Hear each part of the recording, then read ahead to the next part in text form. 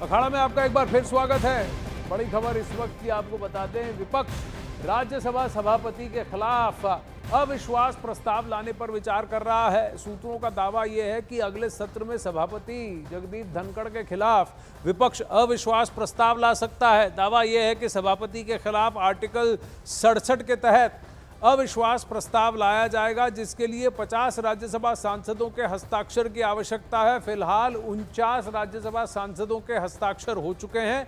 आपको ये बता दें कि आज राज्यसभा में कार्रवाई के दौरान जया बच्चन और मल्लिकार्जुन खड़गे की सभापति जगदीप धनखड़ से बहस हो गई।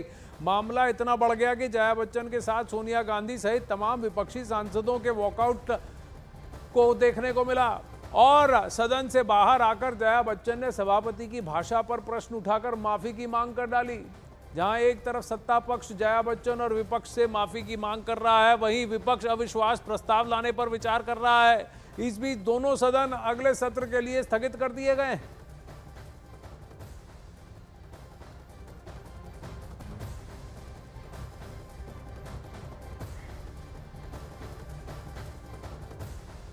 अरुण इस वक्त हमारे साथ लाइव जुड़ रहे हैं। अरुण बताइए, आज राज्यसभा में हुआ क्या? जगदीप धनखड़ को टारगेट किया गया या जगदीप धनखड़ और जया बच्चन के बीच जो कहासुनी हुई उसका विपक्ष फायदा उठा रहा है?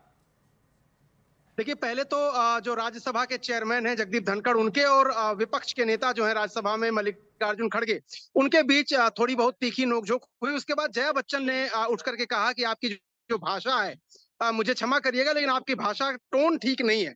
उसके बाद जगदीप धनखड़ जो चेयरमैन है वो भी नाराज हो गए और वो भी थोड़ा उन्होंने कहा कि आप सेलिब्रिटी होंगी लेकिन इस तरह की बात आप कर रही हैं वो ठीक नहीं है। चेयर के लिए इस तरह के शब्दों का इस्तेमाल नहीं करना चाहिए।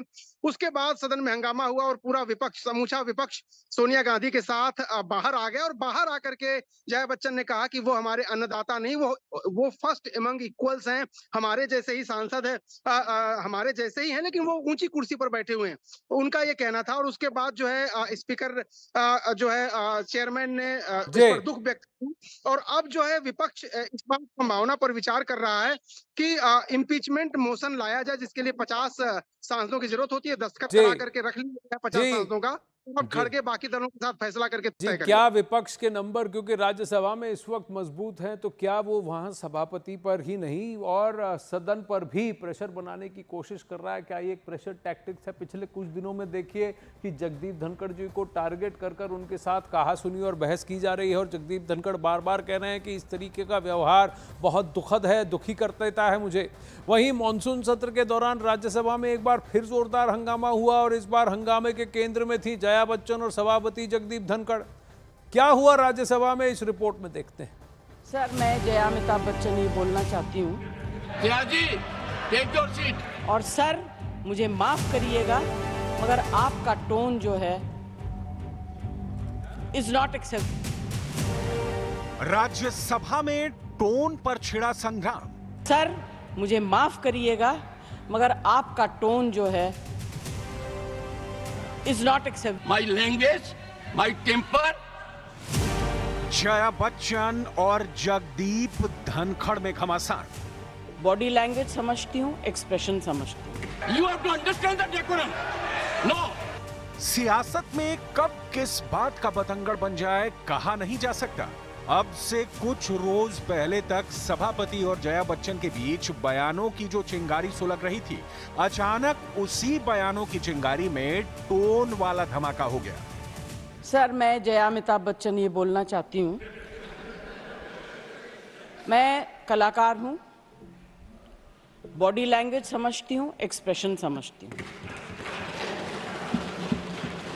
और सर, मुझे माफ करिएगा मगर आपका टोन जो है is not accept. We are colleagues sir. सभापति महोदय को एक्टर होने का मनोविज्ञान समझाया गया तो उन्हें भी गुस्सा आ गया। No no no seat given to you. No, you don't have floor now. No, enough of it, enough of it. No, enough of it. You can't have it. You may be anybody, you may be a celebrity. You have to understand the decorum. No, nothing doing, nothing. No, no, not at all. I will not bear it. बहस इतनी जोरदार हुई कि विपक्ष नारेबाजी करने लगा। नतीजा ये हुआ कि जगदीप धनखड़ का गुस्सा एक बार फिर फूट पड़ा। You want to destabilize the entire nation? Yes. You are out to create chaos in the house. Nothing else is going on record.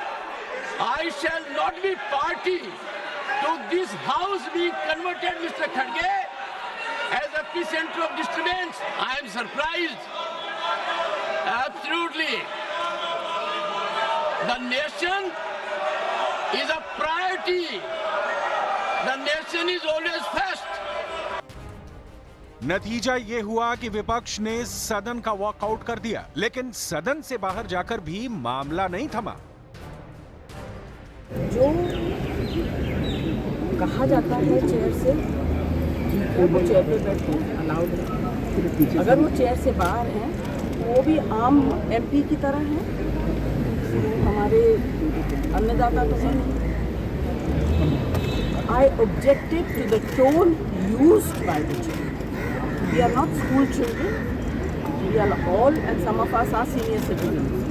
I was upset with the tone, and especially when LOP stood up to speak, he had switched off the mic. How can you do this? ये तो परंपरा के खिलाफ है. You have to allow the leader. विपक्ष का ये व्यवहार सत्ता पक्ष को रास नहीं आया। मोर्चा संभाला बीजेपी अध्यक्ष जेपी नड्डा ने।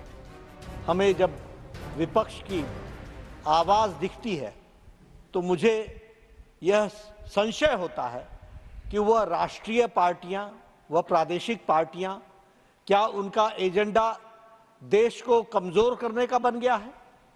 और आज जिस तरीके का जो आपने कहा टॉप ब्रास, वह इस बात को इंगित करता है कि सारी लीडरशिप इस बात से सहमत है कि वह किसी भी कारण से हाउस न चले, इसके लिए वो प्रेरित होती है। जो आज का व्यवहार है, मुझे लगता है कि उनको इसके लिए माफी मांगनी चाहिए और सदन की मर्यादा, सदन की गरिमा, जिसके बारे में वो बार बार दोहराई देते रहे हैं यहां बैठ करके, उसको उनको आचरण में लाना चाहिए। वक्त आ गया है आचरण में लाने का।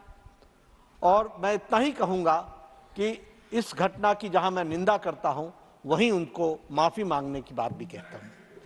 सवाल यही है कि मुद्दों से भटकी सियासत कहां ठहर गई है? क्या वहां जहां सदन के महत्वपूर्ण सत्र की बर्बादी ही मकसद है?